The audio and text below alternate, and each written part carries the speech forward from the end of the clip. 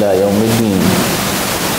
أما بعد، فيا رب اشرح لي صدري ويسر لي أمري واحلل عقدة من لساني يفقهوا قولي. السلام عليكم ورحمة الله وبركاته.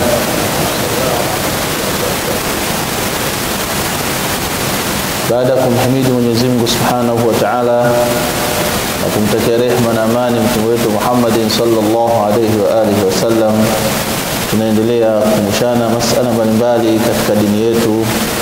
Na siku yetu hii ya leo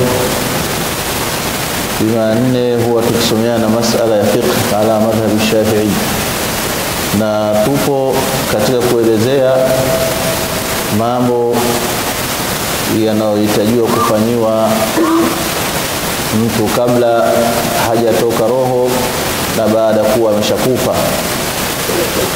Katika hayo anayotakiwa kufanywa ni yubadaru bara'ati dhimmatihi, kufanya haraka kumtakasa na ile dhima aliyokuwa nayo.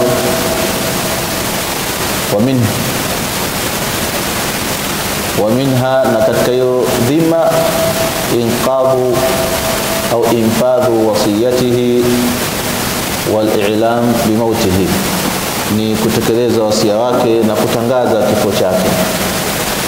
Kulisimamia hilo kwa taufiki ya Mwenyezi Mungu, jana tulianza kuelezea wasia. Kuacha mtu usia ni jambo la kiimani, ni jambo la kisheria.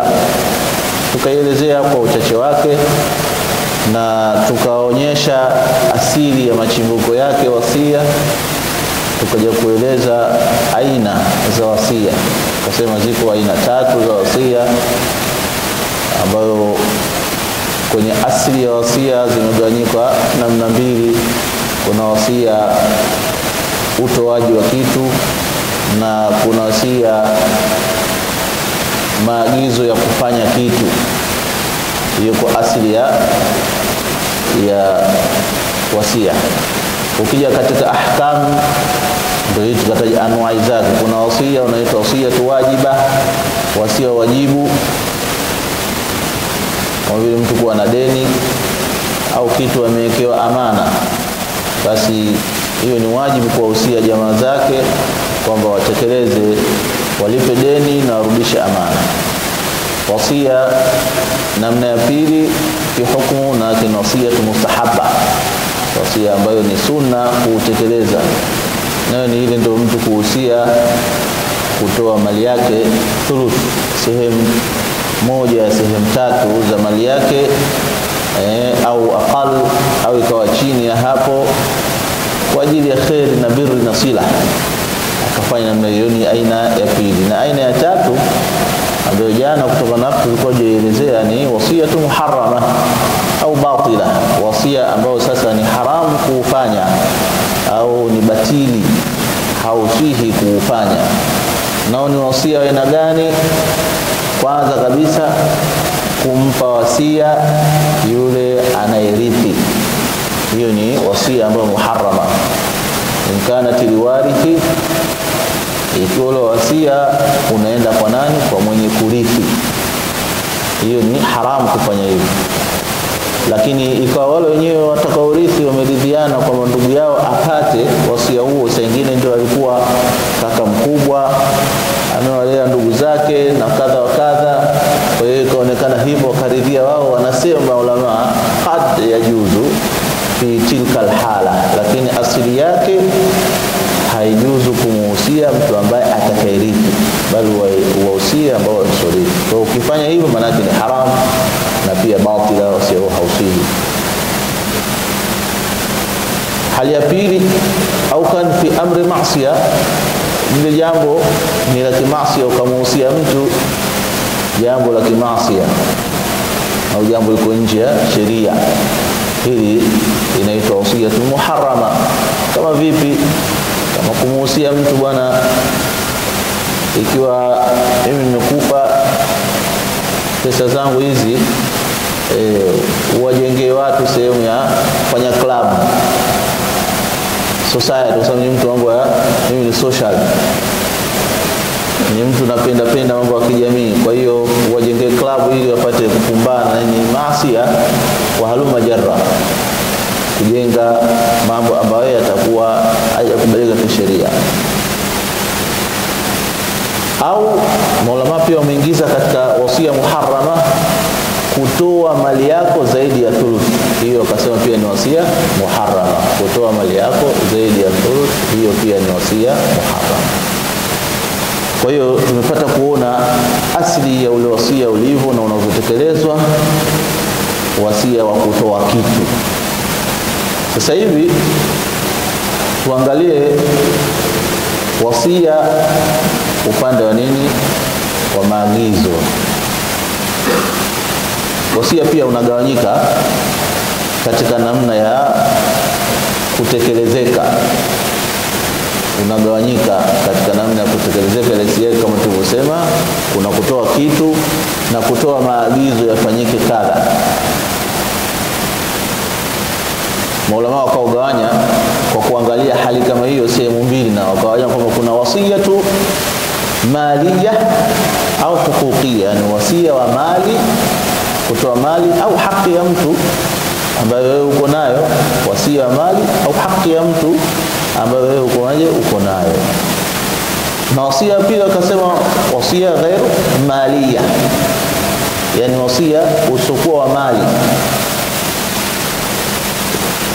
Islahat za kitu wakatumia kwamba wasia tu shakhsiyya au taabudiyya, lakini pia hata kwenye mali inatumika, ni sehemu ya ibada, lakini kama kutanabaisha zaidi wasia wa kimaagizo, ni kufanya wasia katika jambo lilokuwa sahihi.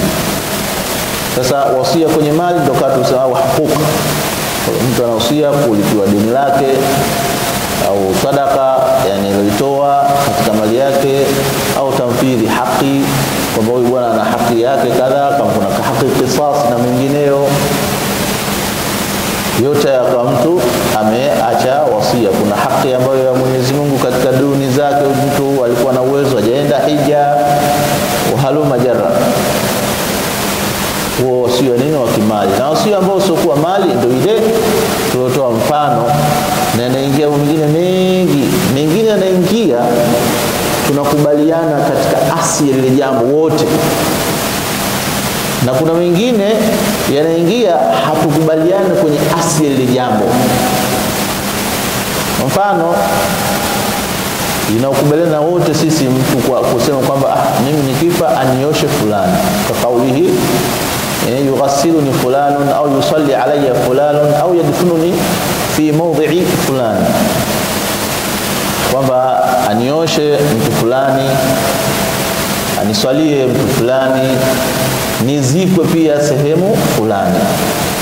Haya ni maagizo ambayo sote tunaweza tukayaona yako sawa kwa pamoja. Lakini pia kuna maagizo, kwa nini hapa nataka nipashike kidogo, kwa sababu isije mtu akashika concept kwamba labda huyu amebihisha kitu hichi. La, mubaha utakuwa kwa yule ambaye anaona mubah, na haramu itakuwa kwa yule ambaye anaona haramu. Kwa mfano mtu akahusia kwa bwana, mimi nikifa nisomeni khitma, akahusia namna hiyo. Hapa ndio maana tunasema kwamba huwa atukubalieni sote. Swala khitma ni masala ikhtilafia. Mtu akwambia bwana, mimi nikifa nisomee nini khitma, tena bwana mchinje na ng'ombe watu wale, ima akaacha pesa zake au watoto wake wana kwamba wataweza kufanya namna hiyo wasia. Hasa hapa hukumu yake kama ilivyokuwa ahlul ilmi watueleza, inategemea na hoja zako wewe. Ikiwa kwako wewe khitma haina shaka kwa hoja zako, inaingia katika hii wasia ambayo ni nini, ni ghairu maliya, ambayo ni maarufa, yani sio maasiya. Ikiwa kwako wewe khitma sio jambo ambalo kihoja linakubalika kwako, basi inabidi ufanyeje? Hapo itakuwa wasia kama huo sio sahihi. Ndio leo zote tunasema wasia huu bid'a, huo ufai, kwa sababu yeye katika hoja zake khitma haisilihi. kama tutakuwa tumeeleza kidogo mpaka tutafikia wale ambao wanatoa wasia, ndo asili ya kuletwa hii mada. Wale wanatoa wasia kwamba na mimi nikifa kaeni nyumbani kwangu bwana siku 7 au mfano kama huo, ndo asili kuja swali kama hili kwamba mtu anahusia kwamba bwana kifa watu wakae nyumbani kwangu 7 wasome wafanye hivi vipi. Yani wasia kama huu mara nyingine pia nao unaleta mkanganyiko. Vipi inaingia wanachanganya watu baina ya azaa na talabuthul bait, kukaa nyumbani pale na ile azaa, kuna mchanganyiko pia wa ufahamu. Sasa tukianza kidogo kwamba tueleze sasa wasia ambayo usiokuwa wa mali ambao ndio yeye kutoa maagizo. Kwanza kuna qaida fiqhiyya inayosema kwamba la wasiya, yani alwasiyya tunfadhu fil ma'rufi duna munkarin au mashaqqa. Hii ni qaida fiqhiyya, kanuni ya kifiqhi ya ilmu inatuambia kwamba wasia zote tunfadhu fil ma'rufi, yani unatekelezwa katika jambo jema, duna munkarin, sio jambo ambalo linachukiwa kisheria, au mashaka au jambo lina ugumu. Kivipi? Tuwasikilize wanachuoni katika eneo kama hilo. Mimi nimetaka kutaja kaida ili tunachokieleza paeleweke kwamba kikiwa katika maarufu, katika huu wasio wa maagizo, ule mambo wa kutoa kitu tushaondoka huko. Ukiwa kitu ni maarufu kitatekelezwa hayo maagizo, lakini kwa njia ipi kama tutaeleza. Ikiwa ni maasi hautekelezeki huo wasia kadri utakapokuwa unaingia katika fungu lile la asli ghairu shar'iyya. Tuambiwa kwamba ikiwa wasia sasa wa maagizo ka kauli yughsiluni fulanun, tunasema kwamba maulama wanatuambia wa hadhihi mashru'a fil asli in lam tukhalifu ash-shar'. Wasia kama huu kwamba mimi nioshwe na fulani, shekhe fulani, mtoto wangu fulani, rafiki yangu fulani, hii wasia unaonekana ni wasia wa kisheria na unatekelezeka ila mtukhalifu ash-shar', ikiwa hujahalifu sheria. Vipi kama hujahalifu sheria? Ikiwa yule anawatakiwa afanye hivyo si min ahli salah, si katika watu wema. Kwa sababu haya yanakusudiwa kwamba mtu ufanyiwe maiti na mtu maalum kwa sababu ya kutafuta ile sahali ya hali ya kufa, hali ya umauti, hali ile safari. Sasa umetuhusia mtu tunajua kabisa haswali au mlevi, lakini kwa sababu ni rafiki yako tu mmetoka mbali, au kwa sababu ni ndugu yako mmezaa damu moja, ndio maana yake inakuwa ni tukhalif ash-shar'. Wa haluma jara na mifano hivyo. Kwa hiyo hapa sasa tunapata kujua kwamba kumbe wasia wa maagizo laisa wajiba at-tanfidh, sio kwamba ni lazima kuutekeleza kama tulivyokuwa tunafahamu wengi katika sisi. Mengine kutishiana kwamba ila mtafalu bwana yusibukum su, ikiwa mjafanya bwana utakupateni uovu kwa sababu amehitajia marehemu. Usia kama huo usia tumeshasema kuna wajibu, kuna mustahaba. Kwa hiyo zile za mustahaba kama zijafanywa hakuna mashaka, kwa sababu kwanza hata asli ya kuoshwa ya kufanywa nini yote hayo ni katika furudhu kifayati, kwamba akifanya mwingine sisi alhamdulillah.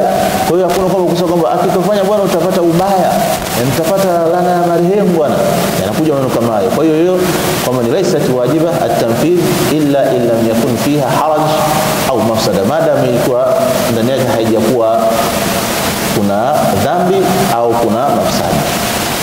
Ninukuu kwa haraka kauli za wanachuoni kwa uchache kwenye masala kama haya. Tukianza na Abul Fuqaha Imam Hanifa, katika kauli yake katika kitabu Bada'i as-Sana'i yameandikwa maneno yake yakielezea yeye rai yake au ufahamu wake. Anasema in awsa an yughassilahu rajulun bi'ainihi, ikiwa mtu atahusia marehemu kwamba aoshwe na mtu fulani maalum, au yusalli alayhi au amsalie mtu huyo maalum, fa in kana al-musa ilayhi, ikiwa yule mtu aliyohusiwa huyo ahlan lidhalika, yani maana ana qualification conditions za kufanya hivyo, maana anasilihi kufanya hivyo, fala ba'sa an yuf'ala. Sio vibaya kutekelezwa wasia kama huo, si vibaya kutekelezwa wasia kama huo. Kwa sababu gani? Yule mtu ni ahlan lidhalika. Akatambia Imam Abi Hanifa kwamba walaisa dhalika la sabili luzum, lakini hilo sio kwa njia ya lazima. Hawa ni ahlul ilm, wanachuoni. Kwa na sisi tunawaambia wale ndugu zetu ni kutishana, hivyo sio lazima. Kwa nini Imam unatuambia sio hali lazima, na huyu ni mzee wetu, tutapata laana sisi kutekeleza wasia wake huo? Anasema li anna al-ghusla wad-dafna was-salah min furud al-kifayat. Kwa sababu nini? Hoja ni kwa sababu hii kuosha, kuzika, kuswalia ni katika mambo ya kutoshelezeana. Akifanya fulani kutosheleza, sio kama ndio kutishana. Kwa hiyo fala yasihu an yukhassa biha ahad bi'ainihi, haisihi kuhusishwa mtu kwa aini yake, ala sabili wujubi, kwa njia nini ya wujubi, au kwa njia ya istihbab. Imkania ipo na ni ahlus salah, tunawaambia afanye namna hiyo, kwa maana ya kwamba kwa mtazamo wa Imam Abi Hanifa kwamba yajuzu an yufadha talabul mayyit maadama yusa ilayhi salihan lidhalika, kwamba inasirihi inafaa kutekelezwa wasia wa mayit maadam yule mtu alotakiwa kutekeleza wasia ana uwezo wa kufanya hivyo, lakini la yajibu shar'an ala warathati, lakini yajibu kisheria juu ya wale wanaorithi au warithi au wafiliwa kwamba watekeleze huo wasia, bali yustahabu tu. Imam Malik katika al-Kharshi fi sharhihi ala Khalili anatuambia kwamba maneno yasopishana na huyo pia, man awsa yughsilahu fulanun au yusalla alayhi fulanun au yadfanu fi mawdi kadha fa in lam yakun fi dhalika mahdhur shar'i. Mtu akiwa amehusia kwamba ni ziko na fulani, ni osho na fulani, ni ziko sehemu maalum, anasema ikiwa kwamba hakuna jambo la haram mahdhuru shar'i, yani jambo ambalo kisheria limekataza au mafsada au ufisadi utapatikana, maana kwamba watu wakienda kuzika labda eneo hilo itakuwa sababu ya kukutana wanawake na wanaume, labda namna hiyo tuseme. Kwa hiyo faru istihbaba, ni hilo jambo litafanywa istihbabu kwa sababu hakuna mahdhuru shar'i, litafanywa kwa njia ya istihbab, wa illa fala yalzamu tanfidhuha, isipokuwa hailazimiki kwamba kupitisha iwe ni lazima. Imam Shafi'i katika madhehebu yake, Imam Nawawi anatueleza kwenye Majmu' kwamba lau awsa, ikiwa tausia mtu an yughsilahu fulan au yusalla alayhi fadhalika jaizun illa lam yakun musa ilayhi fasiqa. Hii akaleta wazi kabisa hilo jambo, akageuza ibara na wazio uliopita kwamba ikiwa mtu amehusia aoshwe na mtu fulani, azikwe au wasali na mtu fulani, hilo jambo linajuzu maadamu yule mtu sio fasik, si mtu mwenye kufanya maasi. Haya, mtu sio fasik, mtu mwema, shekhe, tunatarajia hali yake nzuri, tumemfuata akakataa. Sasa bwana, mimi kuna watu tunaogopa maiti, nyinyi si kama experience hiyo jambo. Yaani tunapoongea kama hivyo na Khatib Abdullah, alhamdulillah, kisha kufa tu ashakuwa na hofu, anamuogopa. Wako watu Mungu wa namna hiyo, yani hawezi kukabili maiti. Mmemfuata shekhe kasema afwa, jamani mimi bwana amekataa, na marehemu amehusia afanye hivyo. Anatuambia Imam Nawawi katika Majuu, fa in mtana lam yujba, ikiwa mtu hataki hafosi. Manake ndio kacha wengi katika sisi Waswahili tunavyoishi, hafosi, yani halazimishwi kwamba lazima bwana, unajua mzee ndio amesema hivyo, amesema bwana asioshwe sipo na wewe. Lam yujba, fa in mtana, yule mtu lam yujba. Kwa nini? Lianna dhalika laysa haqqan lilmayyiti ala al-ahya, mpaka ikawa yalzamu adauhu, ibara ya Nawawi kwamba hiyo si katika haki ya maiti, kwamba akifa akitoa wasia kwamba oshwe na fulani, hiyo ndio haki yake. Jamani, lazima tuitekeleze. Maana hapo ndio kuna confusion sana, na nikapenda kipande hichi tukiweke bayana kwa jambo la wasia, ilipokuwa tumekuja kuzungumzia kitabu Janaiz. Watu hapo wanakanganyika kweli kweli, kwa maana kuna mambo yanatokea, mtu anajipa dhiki, kuna wengine wanaomba ruhusa, kazini kwao kuna changamoto, maskini akimaliza pale ukaa zile sehemu za nini, akurudi kazini kazi shakuwa hakuna. Sasa inakuwa ni tatizo, unaacha jambo la wajibu kwa jambo la sunna la mapendekezo. Ndio maana tukaona hapa tufocus eneo kama hili, kutanabaishana na kukumbushana kwamba hakuna kitu hicho, hii yote ni sunna. In amkana, ikiwezekana alhamdulillah tunafanya, haiwezekana basi kwa hiyo ni mtana lam yujbar, lazimishi lianna dhalika laysa haqqan lilmayyit alahya lazamuhum lada'uhu bal huwa min babil istihsani in tayassara. Imam Nawawi amezia kwa hivyo kwamba hii ni ihsani, wema maruf, tena ikiwa intayassara, imeyasirika. Ndio maana tukasema katika kaida fiqhia inasema kwamba alwasiya tunfadhu, wasia unatekelezwa fil ma'ruf min ghairi mashaka, kwamba katika wema na pia kusiwe na nini, bila mashaka, pasiwe na mashaka. Kwa kuna mashaka ndio intayassara, kwamba kwa kuna wepesi basi ifanye, kwamba la haraja, akioshwa na yule aliyohusia la haraja, akiswaliwa na yule aliyohusiwa, maana yule mtu ni nini, salihan, hilo jambo halina shaka. Imam Ahmad ibn Hanbal amemfuata naye mwalimu wake Imam Shafi'i, amepita kwamba in awsa an yughsil rajulun bi'ainihi au yusalli alayhi fa in kana musa ilayha ahlan lidhalika jaza an yuf'ala. Ikiwa aliyohusiwa hivyo anaweza kutekeleza, basi imejuzu kufanya jambo hilo la wasia.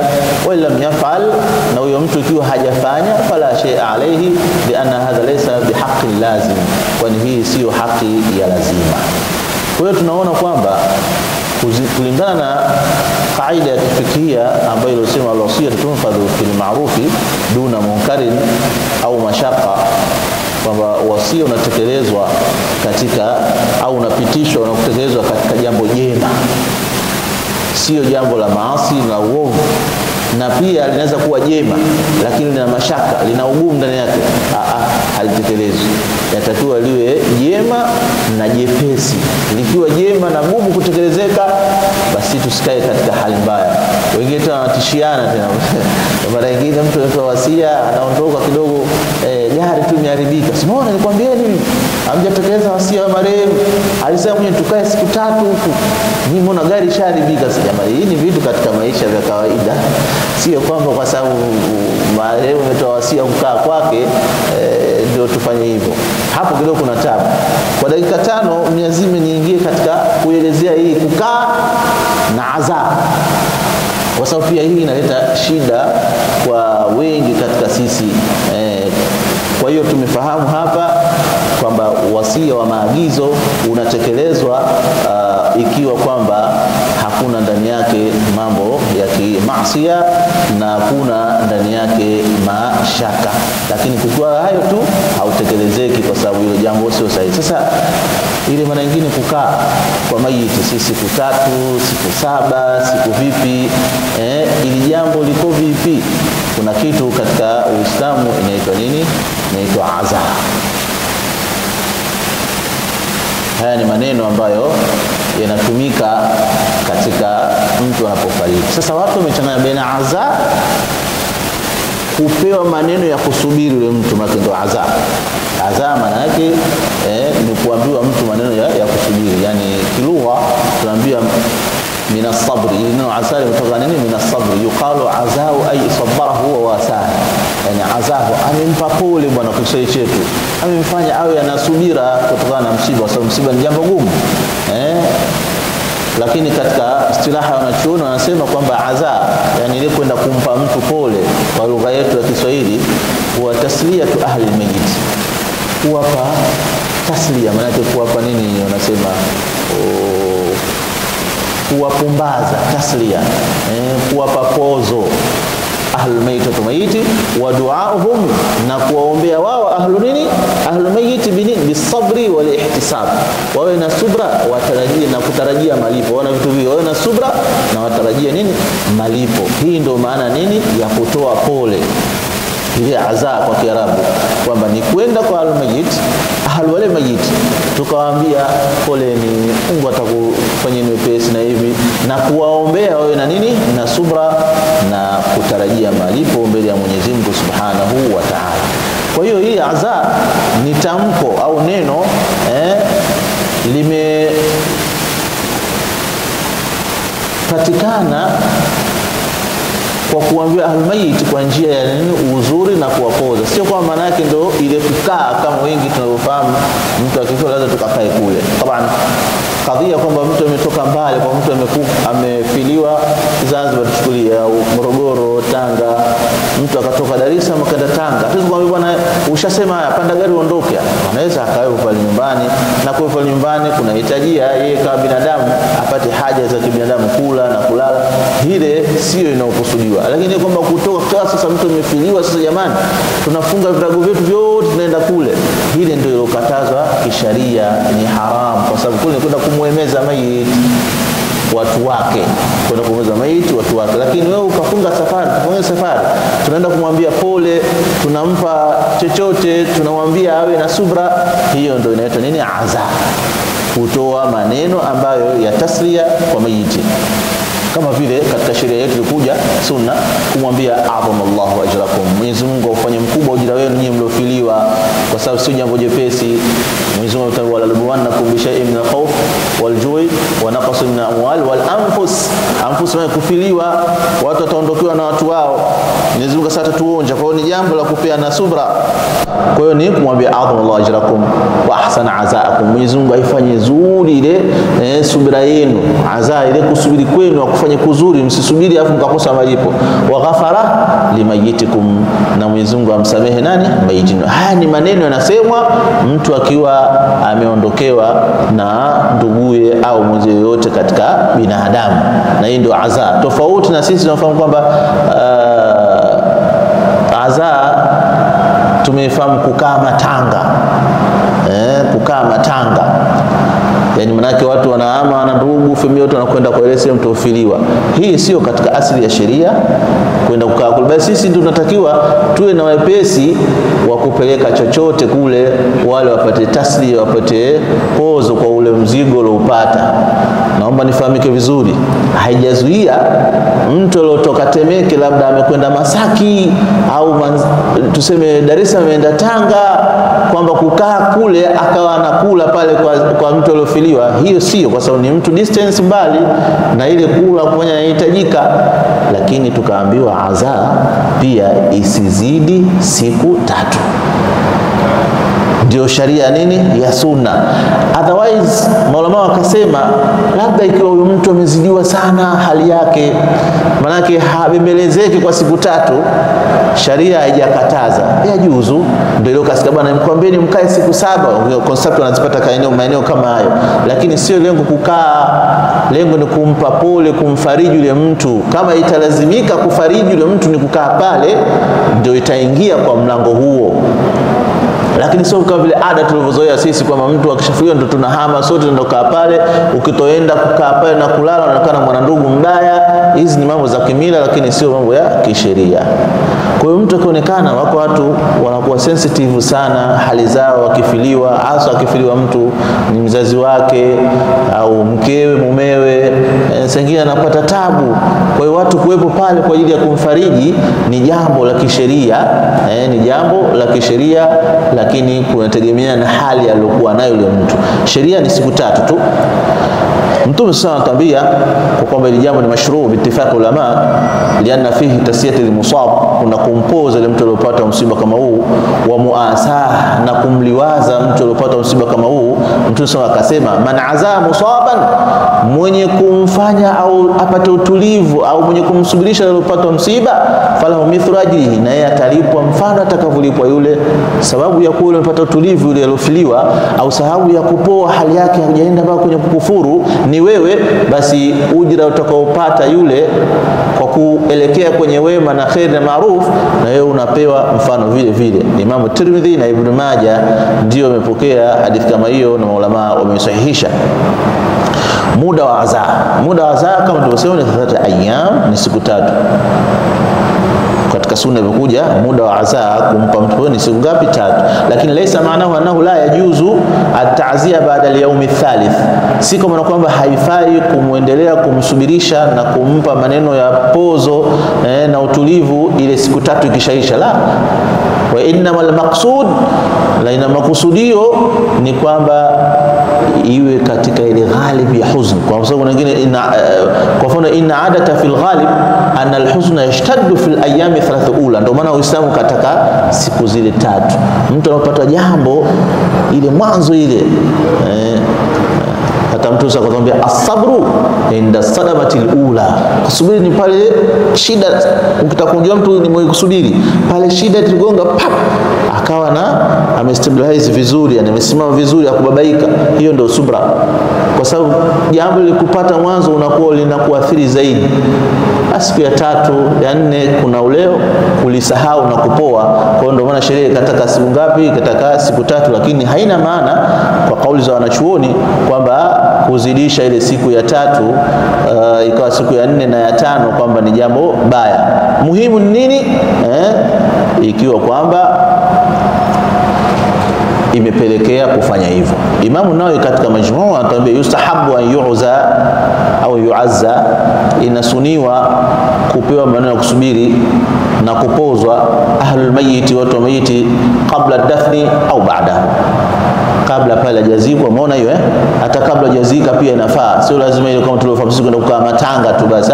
Hata kabla kuzika inafaa kumwambia mtu, kumpa maneno nini ya faraja, au baada ya kuzika ila 3 ayyam, mpaka siku 3. Wala ba'sa baadaha, na kuna ubaya baada ya hizo siku 3, idha wujida almusabu hazina, ikiwa atapatikana yule mwenye kumsiba ana huzuni kubwa. Tusimwache na huzuni, kwa sababu huzuni inafanyaje? Inaondoa. Ndio maana katika Uislamu ikaja mafunzo kumfanya mwezio afurahi, ni katika mbora ya mabora. Ndio katambia katika Imam At-Tabrani kwamba afdalul fada'il idkhalu sururi ala akhika, kwamba au kama qala sallallahu alayhi wasallam, bora ni kuingiza furaha kwa nani? Kwa yule ndugu yako. Kwa sababu huzuni nini? Huzuni inaumiza. Mtu anapokuwa na huzuni kwa muda mrefu anaweza hata afya yake ikaathirika. Kwa hiyo ndio maana tukaambiwa kwamba sio lazima kwamba limitation iwe ni hizo siku 3. Inategemea na situation ya nani, ya yule aliyofiliwa.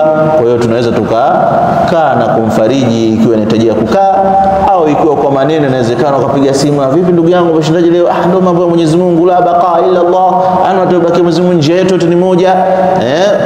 Sio lazima uende kule ukakae siku zote kama tulikuwa tumezoea. Au wasaili wote ikielekea kukaa sijakataza, ikielekeza kukaa sijakataza, na hilo ni jambo ambalo lipo katika maisha yetu ya kawaida, lakini nimependa kutanabaisha jambo kama hili katika sheria yetu. Kwa hiyo hivi ndio wasia ulivyo.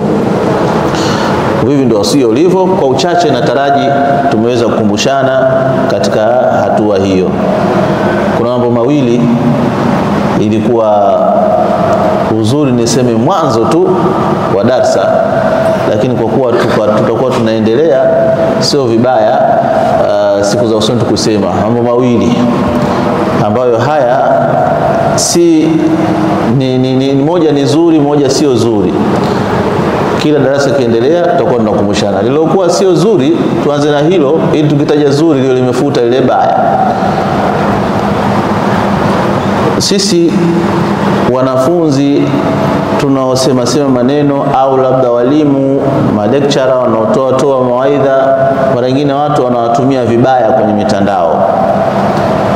Wanawatumia vibaya kama kuona kwamba huyu mtu atakuwa anasikilizwa na watu, atakuwa anaelekezwa na watu, kwa hiyo wanatumia ule ubaya. Siku mbili hizi nimepata salamu na kuulizwa kwamba kuna mtu anatuma telegram kwa jina langu kwamba Imam Khatib.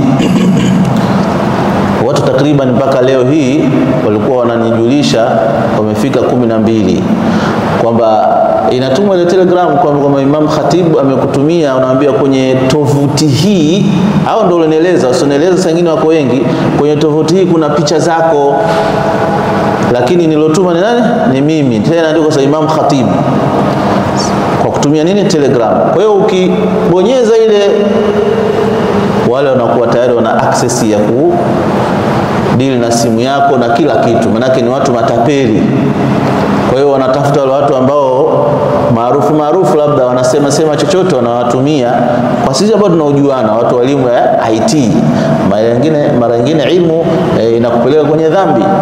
Sasa wao wana namna zao za kufanya Kwa hiyo wewe ukishafungua ile, yeye anakuwa na access, yani ana uwezo wa kuingia kujua nini ulichonacho, ambao ni sim banking, ndo anapata tabu zaidi, lakini pia anapata kujua shughuli zako, harakati zako unaendesha vipi. Kwa hiyo mimi mwenyewe kwa kuletewa mambo kama hayo nimesikitika, sio jambo zuri, na mimi siwezi kufanya. Kwanza Telegram yenyewe sio mtumiaji. Nakumbuka miezi mitatu nyuma tulifungua Telegram, mimi na shekhe mmoja hapa anaitwa Said Abdullah Ali Sheikh, ambaye anasomesha magharibi hapa, kwa lengo kuna wenzetu wako nje wamefungua maktaba, ukitaka udownload vitabu kwa wepesi utumie nini, Telegram. Ndio tulifungua hiyo miezi mitatu kabla, lakini wala siitumii kwa chochote. Sasa inakuwa tena mimi natuma message kuambia watu kwamba nimewatumia picha, yani ile message ikija na kuambia fulani, humu kuna picha zako Imam Khatibu amekutumia, kwa ufungua. Kwa ukiklik pale tayari watu wawili washapata athari ya hilo. Wengine alhamdulillah ukiwa simu zetu kimadarueshi hawapati kitu, lakini wale ambao wanafanya biashara hizo za mitandaoni inakuwa mtihani. Kwa hiyo ni jambo moja baya, si zuri. Sikufurahia Mwenyezi Mungu aondoshe watu wabaya namna hiyo wenye kutumia hizo media kwa njia mbaya. Jambo zuri, watbil hasanata tamhuha, fuatisha jambo zuri, lile baya itafutwa. Kumetoka maoni kwa hizo darasa zetu, zipo kwenye YouTube, zipo sehemu mbalimbali, lakini iundwe group ya WhatsApp ya waumini wa masjidi hii. Iundwe WhatsApp group ya waumini wa masjidi hii, au kwa lugha nyingine labda ikiwa yule anahitajia na sio masjidi hii, anaweza akawa ameunganishwa, yuko ndani ile grupu, kwa sababu ya zile darasa kukatwa, hiyo inapatikana wepesi kutuma zile faida. Lakini ni nani atakuwa ni masuala wa jambo kama hilo? Hawa vijana wetu hawa wanaorekodi darasa, wakisimamiwa na kuongozwa na mzee wetu Sheikh Mahmud, yuko pale, wao ndo watakuwa maadmin. Kwa hiyo yote labda anaweza kuwa siku kwa harakati imekoswa na darasa kama hizi, basi ni uzuri alete namba yake. Sheikh Mahmud mara nyingi anakuwepo pale kabla dhuhuri na baada ya dhuhuri, anakaa pale. Kwa hiyo mtu anaweza kupeleka namba yake hizi atiwe katika hiyo grupu, na watoto ndio watakuwa wanafanyaje, wana control mambo kama hayo. Hii ni katika namna ya kutumia media kwa uzuri, ili zile darasa na faida ziendelee. Maana pilika zetu leo upo, kesho haupo, ukaunganishi dot, jana imesomeshwa hichi, tumesomeshwa hichi, kama jana tumesomeshwa wasia kitu kingine, na leo tumeendelea kitu kingine. Kwa hiyo tunakuwa uwezo kuunganisha, lakini kwa WhatsApp group inakuwa ni wepesi katika kutekeleza na kusikiliza hizo darasa. Haya ndio mambo mawili kwa kusudia tutabaishe, na tutakuwa tunayatanabaisha kabla ya zile darasa, ili watu wengi tamilo na kuwepo wapate na wao faida ya hilo. Mwenyezi Mungu atuwafikie tuwe miongoni ambao yastamuna qawla. Naombeni radhi leo nimechukua muda wenu sana, atujalie miongoni ambao yastamuna qawla fa yattabi'una ahsana. Allahu ta'ala alam. Al-Fatiha.